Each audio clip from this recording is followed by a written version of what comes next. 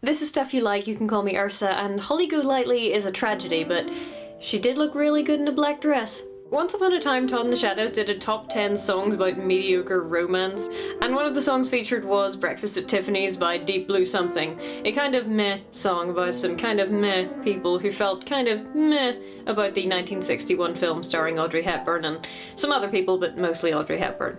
So let's talk about that. The plot it goeth thusly. Holly Golightly is a prostitute. I think. We're a little bit vague on this point. She has a cat with no name. A slob without a name. The way I look at it, I don't have the right to give him one. We don't belong to each other, we just look up by the river one day. An Asian stereotyped neighbour whom she manipulates, a string of lovers who give her money, and she visits a mafia boss in prison every week for $100. A writer, Paul Varjak, who hasn't written in years and is making rent as a gigolo himself, moves into her building and falls in love with her. Oh dear. She has an ex-husband she married when she was 14 and a brother, Fred, who's in the army. The husband won't support the brother if she doesn't come home with him, so she decides that the best way to support Fred is to stop dating for money and start marrying for money. Meanwhile, she and Paul are getting along famously. They do things like talking too loudly in the library, getting a ring engraved at Tiffany's, committing petty theft from the 60s equivalent of the pound shop. Ah, fun times. And then Paul dumps his sugar mummy. Is that even a term? Anyway, he does, because he's fallen in love with Holly because he's found someone he can help. She's a girl who can't help anyone, not even herself. Thing is, I can help her. And it's a nice feeling for a change. Holly is working on her marry for money plan when she receives news that Fred has been killed. She carries on with her plans to marry Jose, until he dumps her when she gets arrested for trafficking in information between the mafia boss and his lawyer. Paul, while this is going on, has actually started writing again and has been published, declares his love, and gets turned down. When she's dumped and bailed, she plans to go to Brazil anyway and releases the cat from the taxi in the rain. Paul gives her a reason you suck speech. She then realises what a terrible mistake she's made and that she loves Paul, and they go find the cat and kiss in the rain. The end. The tragedy of Holly Golightly is that she's a little lost girl. Simultaneously cunning and stupid to the point of willful ignorance. The tragedy of Paul Varjak is that he doesn't understand how Holly can't belong to him, and how he can't fix her. I love you. You belong to me. No. People don't belong to people. Of course they do. I'm not gonna let anyone put me in a cage. I don't want to put you in a cage. I want to love you. It's the same thing. No, it's not. You're both right. And also wrong. Yes, because just because you're in love with someone, or because you give them $50 for the powder room, doesn't make you entitled to anything. Not to their time, or their attention, or their lady parts, nor nothing. And am I the only one who finds it a little bit, you know, iffy that Holly spends time climbing out of windows to flee date rapists in this movie? And no, because taking the chance on mutual belonging is the only way to have meaningful relationships. Risk is inherent to life. Sorry. The end of the film has Holly taking the risk to love Paul and taking back Kat, who represents stability and permanence, so I guess that's kind of hopeful. Even though she might just be glomming onto the first person who's shown her support after her brother has been killed and she has been painfully dumped by her fiancé.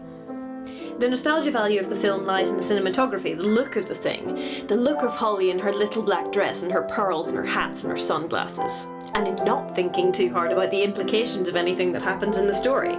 The images stick with us, even though for the younger audience they have lost pretty much all of their context. They're better without the context, in fact.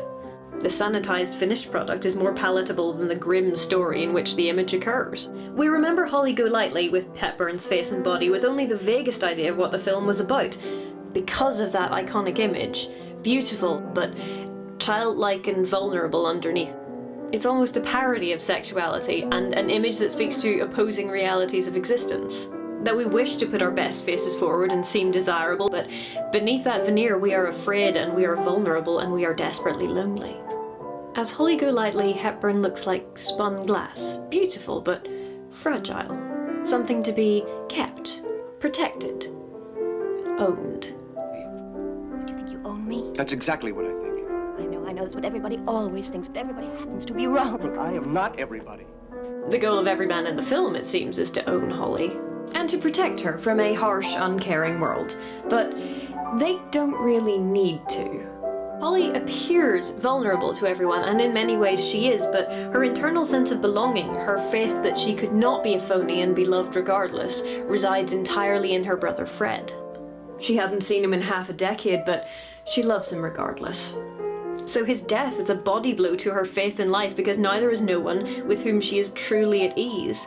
She will happily risk everything, flit from place to place, put down no roots, have no ties at all, and it's sad because she also has no friends. She has many male admirers, whether overtly sexual ones like Paul or just people wishing to benefit from her talent or her appeal like the agent, but no female friends.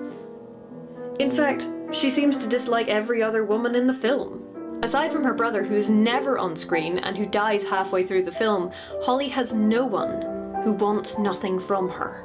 Even Paul, who does love her, apparently pulls some stunts that veer off into classic nice guy territory. What's that? $50 for the powder room.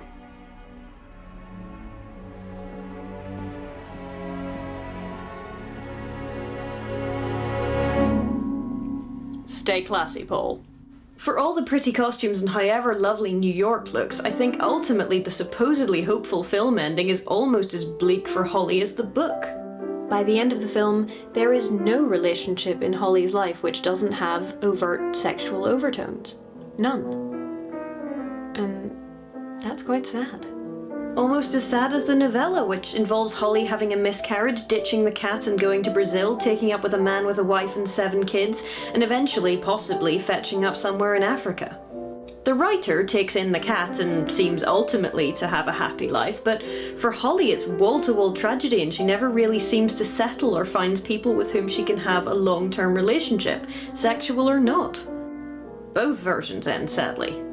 That's a bit miserable. Next time we're going to be a good bit more cheerful though, because to celebrate the release of Star Trek Into Darkness, we're going to look at its predecessor. Yes, I know, set phasers to stunned. See you then.